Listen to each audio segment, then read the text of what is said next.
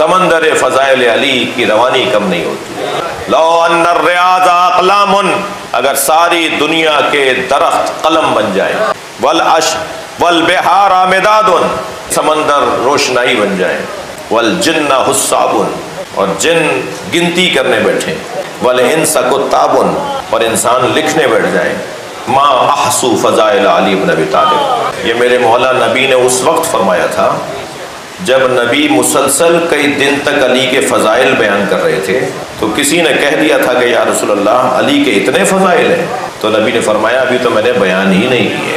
اگر ساری دنیا کے درخت قلم بن جائیں اور سمندر روشنائی اور جن گنتی کریں اور انسان لکھنے بیٹھیں، ما احصو فضائل علی بن ابی طالب، تو علی کے فضائل کو لکھنے میں گنتی میں نہیں لا سکتا۔ جس کے اتنے فضائل ہوں اس کی مصیبتیں بھی اتنی ہیں، اس کی آزمائشیں بھی اتنی ہیں۔ اللہ اگر کسی کو مقام دیتا ہے آزماتا بھی ہے۔ اول مظلوم جنہیں زیارت میں معصوم نے کہا ہو، السلام علیکہ یا اول مظلوم ظلم حقہ، سلام ہو اس پہلے مظلوم پر جس کے حق پر ظلم ہوا۔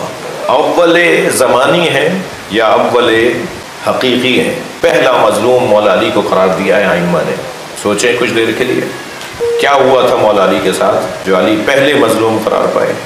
امام حسین کے سامنے کسی نے جناب زینب کی طرف دیکھا نہیں تھا، کسی نے ہاتھ نہیں اٹھایا تھا۔ امام حسین کی زندگی میں آپ کی شہادت سے پہلے کسی نے جناب زینب کو تازیانہ نہیں مارا تھا، کسی نے جناب سکینہ کو تماشا نہیں مارا تھا۔ اجرکم اللہ، مگر جو شیر خدا ہو، جو خیبر کے دروازے کو 2 انگلیوں سے اکھاڑ لیتا ہو، وہ نبی کی وصیت پر پابند رہا اور اس نے اپنی زوجہ پہ جلتا ہوا دروازہ دیکھا، اس نے اپنی زوجہ کو بھرے مجمع میں سوال کرتے دیکھا اور لوگوں نے انہیں لوٹا دیا، یہ بھی دیکھا، یہ منظر بھی دیکھا۔ حالات ظاہری حالات کی بات کر رہا ہوں، مولا علی کے حق میں نہیں تھے، کوئی علی کا ساتھ دینے کو تیار نہیں تھا۔ علی اپنے ہی وطن میں غریب تھے، علی اپنے ہی شہر میں اجنبی تھے۔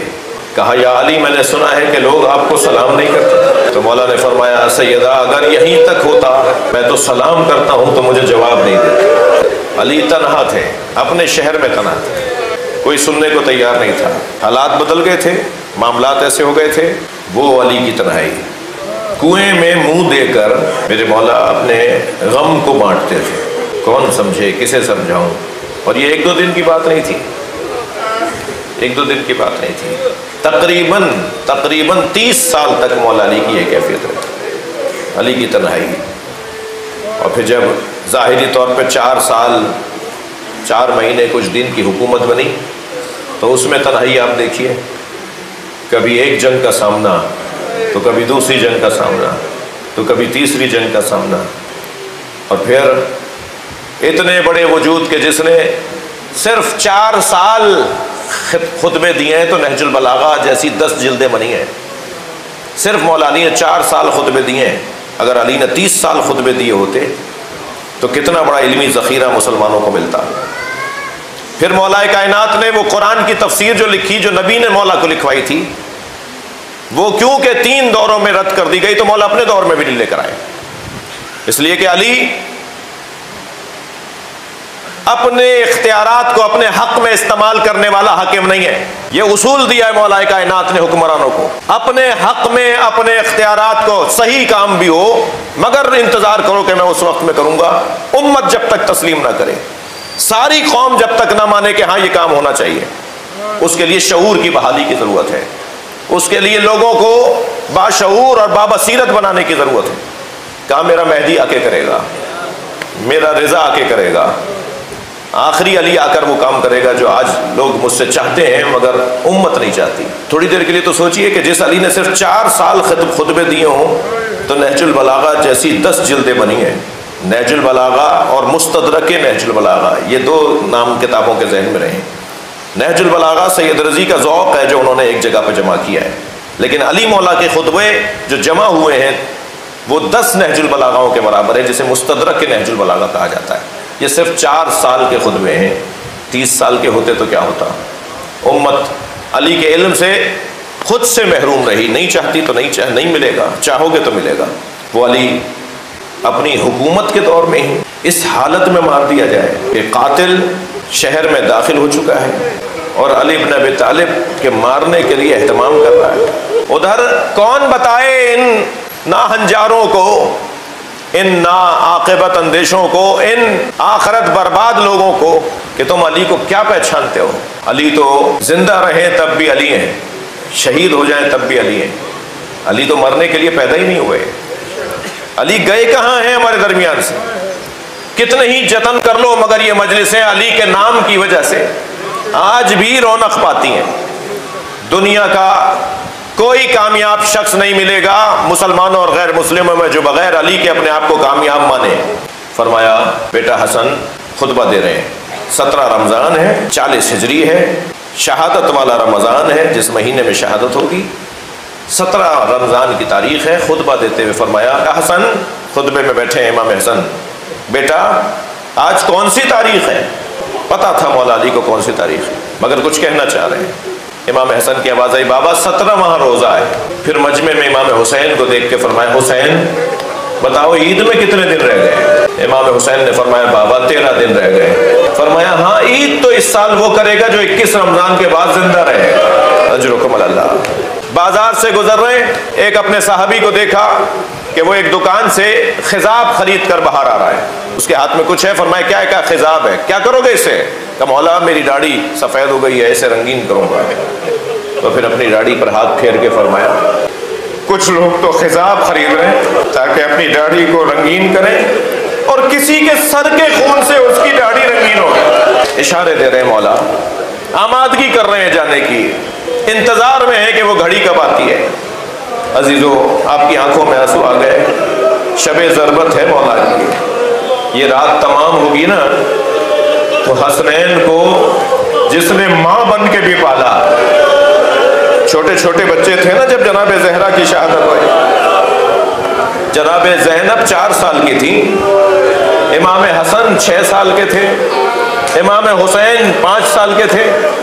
کم سن بچوں کی ماں ان چھوٹے چھوٹے بچوں کو چھوڑ کر گئیں اور مولا علی کو یہ کہہ کر گئیں کہ میرے بچوں کا خیال رکھنا۔ ایک ایک بچے کے لیے علیحدہ علیحدہ وصیتیں فرمائیں۔ میرے حسین کا یہ مزاج ہے، میرے حسین کو پیاس بہت لگتی ہے، اس کے کھانے اور پانی کا خیال رکھنا۔ میرے حسن کا یہ مزاج ہے اور میری زینب کا خیال رکھنا، جب اس کی شادی ہونے لگے تو میری چیزیں زینب کو دے دینا اور کہنا یہ تمہاری ماں تمہارے لیے چھوڑ کر گئی ہے۔ پھر جناب زہرا نے، آپ کی آوازیں، آپ کی آنکھوں میں آنسو ہیں، پھر جناب زہرا نے ایک ایک بچے کو حجرے میں بلایا اور ہر بچے سے علیحدہ باتیں تو کی مگر ایک بات سب بچوں سے کی، اپنے بابا کو تنہا نہ چھوڑنا، اپنے بابا کو اکیلا نہ چھوڑنا، اپنے بابا کا خیال رکھنا۔ جب آخر میں جناب زینب کو بلایا نا، 4 سال کا سن ہے جناب زینب کا۔ اچھا جناب زینب 4 سال میں ماں سے محروم ہوئی ہیں، زخمی ماں سے محروم ہوئی ہیں، پہلو شکستہ ماں سے محروم ہوئی ہیں، تو جانتی ہیں کہ سکینہ کا درد کیا ہے۔ اجرکم اللہ، اجرکم اللہ۔ کربلا کے میدان میں جناب سکینہ کا کیا درد تھا یہ جناب زینب سے زیادہ کون جانتا ہے، اس لیے کہ بی بی زینب کے ساتھ یہی کچھ گزرا ہے۔ آخر میں جناب زینب کو بلایا اپنے حجرے میں اور فرمایا زینب وہ سامنے صندوقچہ رکھا ہے اٹھا کے لاؤ۔ جناب زینب چھوٹا سا صندوقچہ اٹھا کے لائیں، فرمایا بیٹا اسے کھولو، اس میں کیا ہے؟ بی بی نے کھولا تو اس میں کفن رکھے ہوئے تھے، کفن رکھے ہوئے تھے۔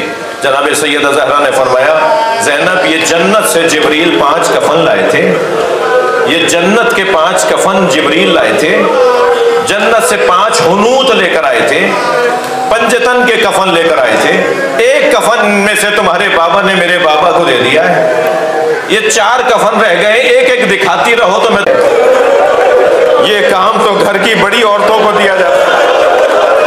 عجب نہیں جناب زہرا کی آواز آئے، میری زینب کا بڑا حوصلہ ہے، یہ بھائی کے جگر کے ٹکڑے دیکھے گی، یہ بھائی کو ذبح ہوتے ہوئے طلع زینبیہ سے دیکھے۔ اجرکم اللہ، اجرکم اللہ۔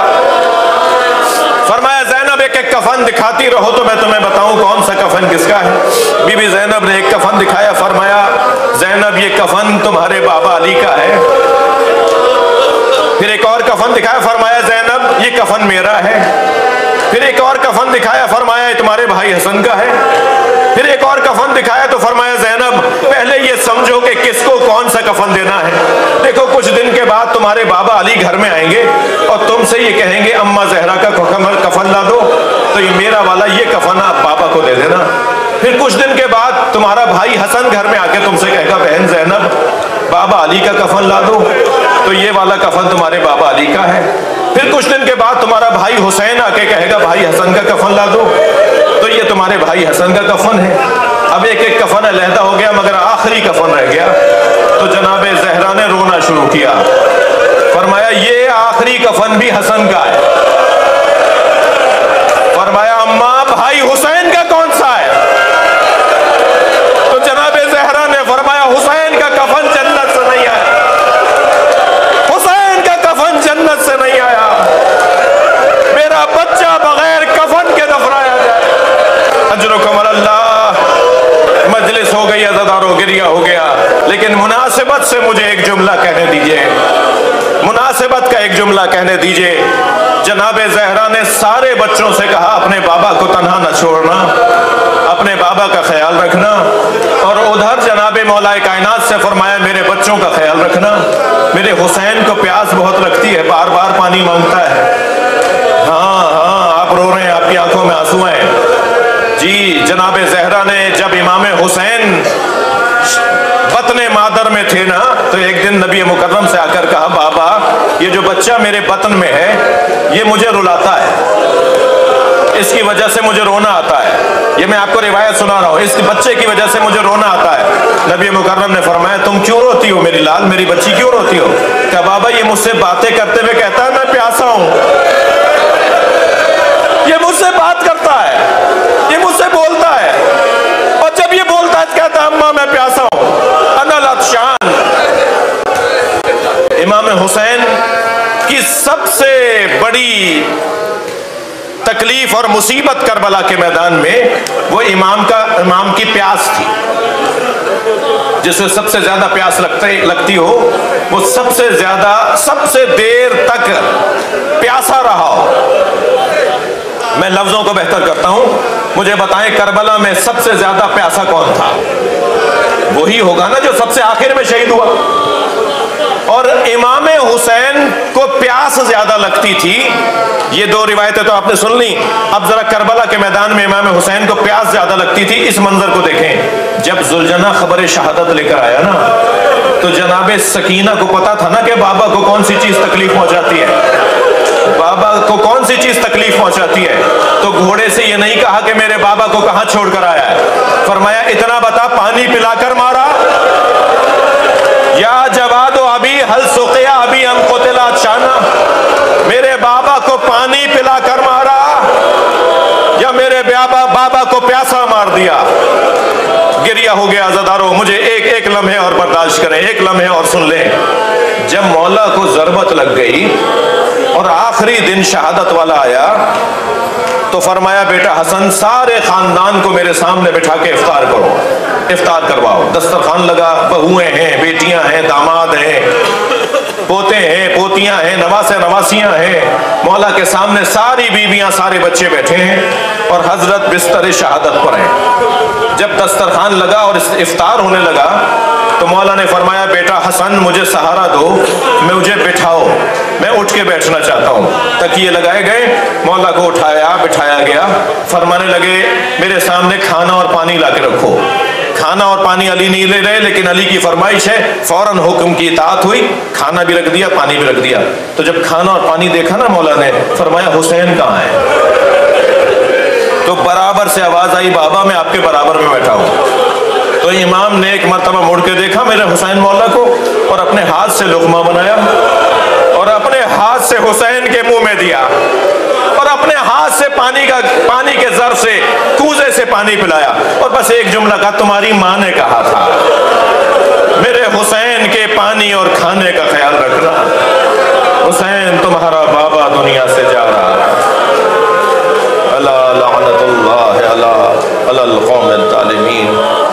یا اللہ ان آوازوں پر رحمت نازل فرما، ہونے والوں کی توفیقات میں اضافہ فرما، اس عزاخانے کے مرحومین کی مغفرت فرما، امام زمانہ کے ظہور میں تعجیل فرما۔